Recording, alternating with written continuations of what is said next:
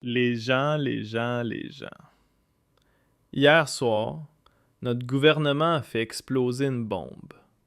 Discrètement, sans faire de bruit, mais en réalité, il a mis fin à l'Union européenne de manière irrévocable. Pas de grandes annonces, pas de communiqué officiel. Simplement un message interne, fort et clair. L'UE, c'est terminé. Cette lettre a été envoyée à 6 nations supplémentaires, avec une offre d'une toute nouvelle alliance. Moins de pays, mais plus d'influence. Si ce projet voit le jour, l'Union européenne sera reléguée aux oubliettes de l'histoire, et ce ne sera que le début d'un enchaînement de conséquences catastrophiques. Jetons donc un coup d'œil à cette missive et découvrons les 6 nations qui pourraient bientôt la rejoindre. Alors, mes amis, si jusqu'ici vous pensiez que la planète entière était déjà en plein grand n'importe quoi, avec les crises en Ukraine, au Groenland ou au Venezuela, attendez un peu. Maintenant, c'est au tour de l'Union européenne de se fissurer sous nos yeux. Et honnêtement, qui est vraiment choqué? Ça n'a pas surgi de nulle part, non. C'est un scénario qui mijote dans l'ombre depuis bien longtemps. Et là, boum! Un événement a fait basculer Berlin, poussant notre gouvernement à tirer la sonnette d'alarme. Plongeons-y directement. Il ne s'agit ni d'un décret, ni d'un texte de loi, mais sur le plan politique, c'est littéralement un dispositif qui peut tout faire voler en éclats. Ce document, qui n'aurait jamais dû être vu par le public, a été adressé à 6 autres gouvernements. Et bien sûr, comme toujours, il y a quelqu'un qui n'a pas pu garder le silence. Selon l'agence Reuters, l'Allemagne pousse désormais pour une Europe à 2 vitesses, via une alliance regroupant les 6 principales économies européennes. L'Allemagne entend s'engager pour une UE à 2 classes, afin de briser l'inertie du bloc des 27 membres. On veut mobiliser une troupe de choc composée de 6 États membres pour faire avancer les sujets importants, rendre l'Europe plus forte et plus indépendante. Maintenant, c'est le moment pour une Europe à 2 vitesses, a déclaré le ministre allemand des Finances Lars Klingbeil lors d'un événement diffusé mardi à Berlin. Et quand j'ai lu ça, je suis littéralement tombé de ma chaise. Et c'est pourquoi je vais tout de suite te montrer pourquoi cette lettre est bien plus dangereuse qu'elle n'en a l'air à première vue. Parce que oui, Klingbeil essaie encore de maquiller le tout en parlant d'une Europe à 2 vitesses, mais ce qu'il veut vraiment dire, et appelons un chat, c'est que notre gouvernement appelle ici clairement à une division de l'Union européenne. Et là, je me demande, mais qu'est-ce que j'ai raté? Est-ce que je me suis trompé de film? Parce qu'on nous a toujours répété que l'Union devait rester unie, que c'est seulement ensemble qu'on pouvait être fort. Alors, bordel, qu'est-ce qui se passe exactement? Mais attention, les déclarations de Klingbeil deviennent encore plus explosives.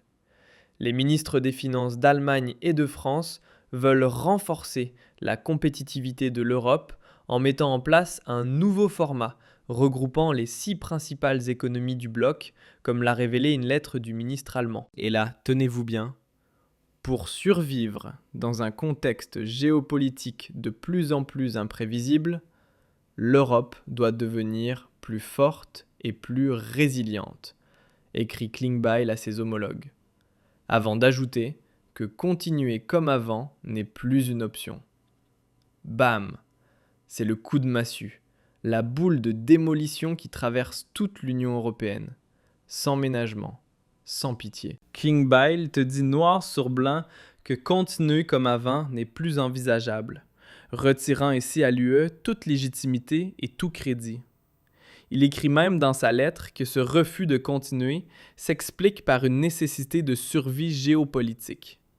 Autrement dit, l'Union européenne, c'est terminé. Et au fond, on le savait depuis longtemps.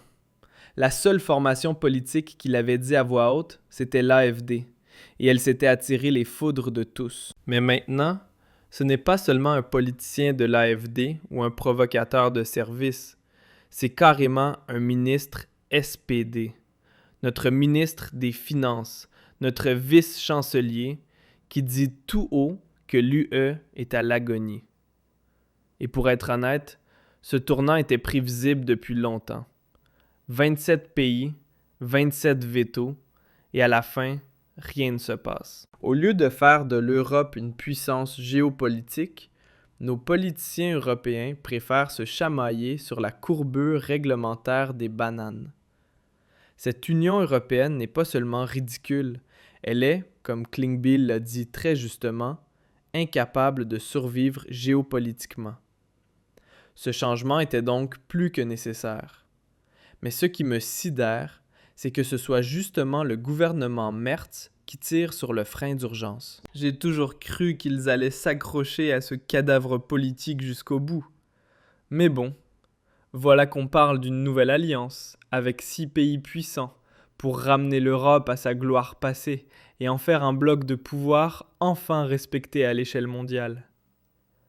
Alors, arrivons maintenant au point précis qui fait vraiment trembler Bruxelles. Dans sa lettre, Klingbeil a invité mercredi les partenaires de France, de Pologne, d'Espagne, d'Italie et des Pays-Bas à une visioconférence afin de définir une feuille de route ambitieuse et concrète pour renforcer la souveraineté, la résilience et la compétitivité de l'Europe. Les économies européennes doivent s'efforcer de réduire leur dépendance aux matières premières critiques provenant de pays comme la Chine et de lutter contre la crainte que les droits de douane et la fragmentation des marchés mondiaux ne viennent freiner la croissance et les investissements.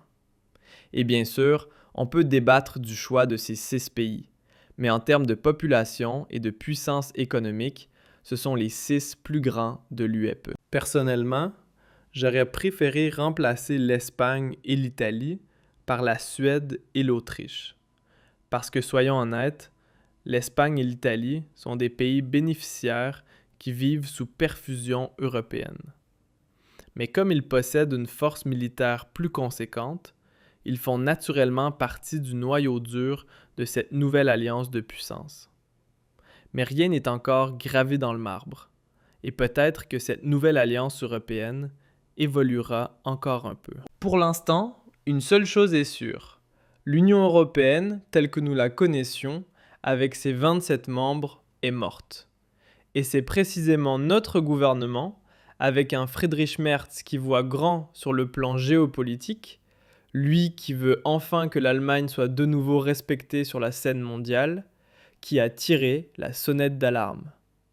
Car même Merz a fini par comprendre que l'UE est devenu un désastre total. Il sait aussi qu'il ne peut pas faire sortir l'Allemagne comme ça du jour au lendemain. Alors il joue maintenant ce coup de maître avec cette nouvelle alliance des 6 qu'il habille sous le joli nom d'Europe à 2 vitesses. Mais soyons clairs, c'est du pur marketing, et on le sait tous. Si l'UE se divise, alors l'UE est morte. Peut-être qu'elle existera encore sur le papier, oui, mais en réalité, elle n'aura plus aucune voix au chapitre. Et là, on touche au cœur du problème. Ce n'est pas une tentative de réforme de l'Union européenne. C'est la fin de l'UE telle que nous la connaissions. On appelle ça une Europe à 2 vitesses. Mais en vérité, ça veut dire les uns décident, les autres regardent.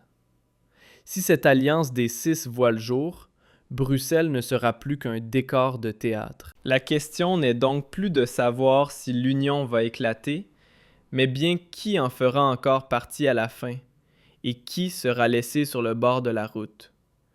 Et c'est pour ça que j'aimerais connaître votre avis. Attendiez-vous un geste aussi radical de la part du gouvernement Merz?